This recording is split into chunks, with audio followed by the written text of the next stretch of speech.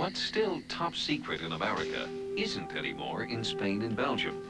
Those countries have broken rank to open up secret UFO reports for public inspection. But not all of Europe is so forthcoming. This is what happened to British ufologist Matt Williams when he tried to get a few questions answered at one particular military base in Great Britain. So you don't want to comment about stories that RAF Rudloe Manor investigated UFOs?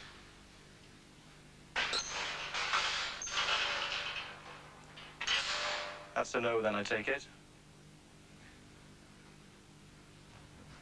When I've been to Rudloe Manor, we've been stopped sometimes. The MOD police are not happy about people being there. They have a policy of playing down the fact that the base is A, operational, and B, has an underground facility. From the outside, Rudloe Manor is an innocent-looking collection of buildings in the middle of the quiet English countryside.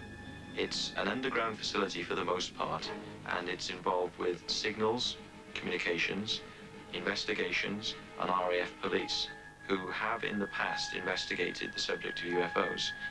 It's very secret. Royal Air Force Rudloe Manor was indeed the coordination point for official UFO investigations from 1977 until 1992, and this was confirmed to me by no less than the officer commanding Royal Air Force Rudloe Manor, despite denials for decades. But why all the mystery?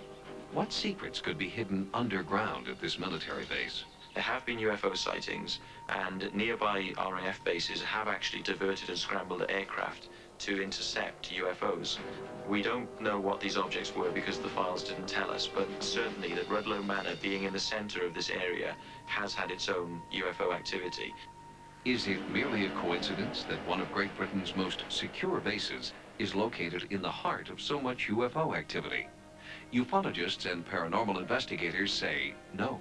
The area where Rudloe Manor is based is actually on a ley line, and there are some unusual things connected with the area where Rudloe Manor is. It's got a tunnel which goes to Boscombe Down, apparently, which is an 80-mile tunnel cross-country, and that tunnel comes out near Stonehenge. And researchers suggest perhaps the same force that caused ancient people to erect strange monuments here is the same force that is now drawing extraterrestrial visitors. I do believe that there is an extraterrestrial presence. Nick Pope didn't believe in UFOs when he first joined the Ministry of Defense in 1985. But by the time he was transferred to another position within the government, he was no longer a skeptic. 3 years of official research and investigations at the Ministry of Defence gave me access to a huge database of case files from the past, and also, of course, to the sightings that came in during my tour of duty. These are not lights in the sky, these are solid craft getting through our radar systems, sometimes operating very low over military bases. Jon King is the editor of the British publication UFO Reality. For someone who is completely convinced by the military explanation that all UFO reports can be either put down to fantasy, natural phenomena, or a sighting of some or other military experimental aircraft, I would just remind them of the hundreds and hundreds and hundreds of reports over recent years of a massive black triangular aircraft that is reportedly the size of a football pitch. On one occasion, Belgian Air Force fighters intercepted these triangular UFOs, and one of them jumped, I think, the space of 2,000 meters in less than a second. So quite clearly we were dealing with very advanced technology here. In Belgium, there were about 2,000 reports between 1989 and 1990. Increasingly, here in England, we've been getting reports of the so-called flying triangles. According to researchers, many of these sightings have been made in a 300-square-mile area called the Salisbury Plain. And Salisbury Plain is also where you will find RAF Rudloe Manor and some of the world's most famous sacred sites like Stonehenge and the unexplained mounds and stone circles of Avebury. Behind me now is a good portion of Salisbury Plain, which is pretty much the home of the British Army's training land. There have been a number of sightings across Salisbury Plain. Yeah, a number of sightings, a number of reports. In 1994, British UFO researcher Reg Presley spotted a mysterious ball of light hovering over Salisbury Plain. He shot several minutes of remarkable videotape before an unmarked helicopter buzzed his location and then hung ominously nearby. It was clearly an attempt at intimidation, and in most cases, it works.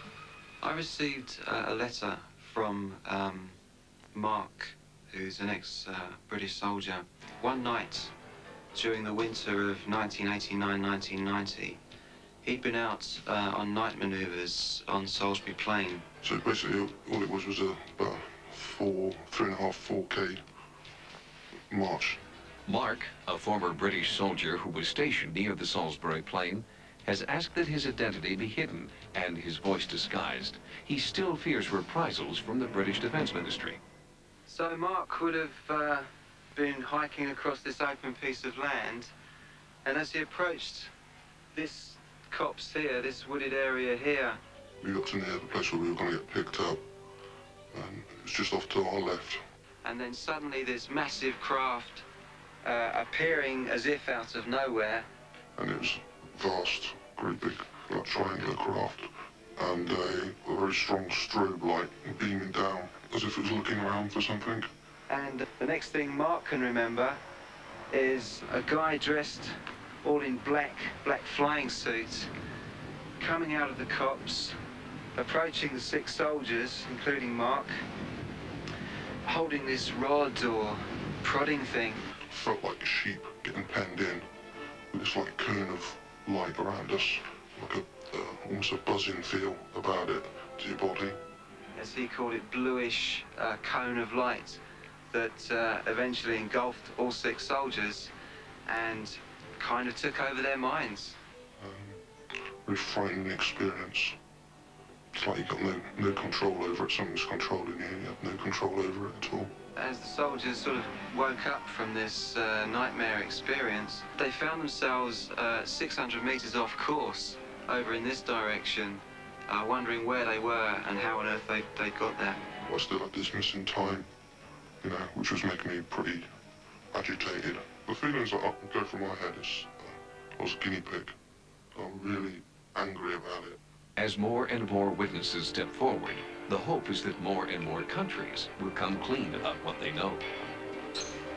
Because, insider Nick Pope says, UFOs are still of grave concern to the governments of the world. I know for a fact, of course, that the British government is actively investigating UFOs because that was my job for them for 3 years. The attitude of governments worldwide does indeed vary widely. In my opinion, that is because the majority of governments worldwide don't have access to the full facts. I'm convinced that the United States government knows more about this subject than any other, and therefore they have more reason for covering up information. As more and more documents become declassified, as more and more people arm themselves with information and video cameras, officials can no longer blame every major UFO sighting on comets or clouds or crash test dummies. Does this mean that the government will finally begin telling us everything it knows about UFOs?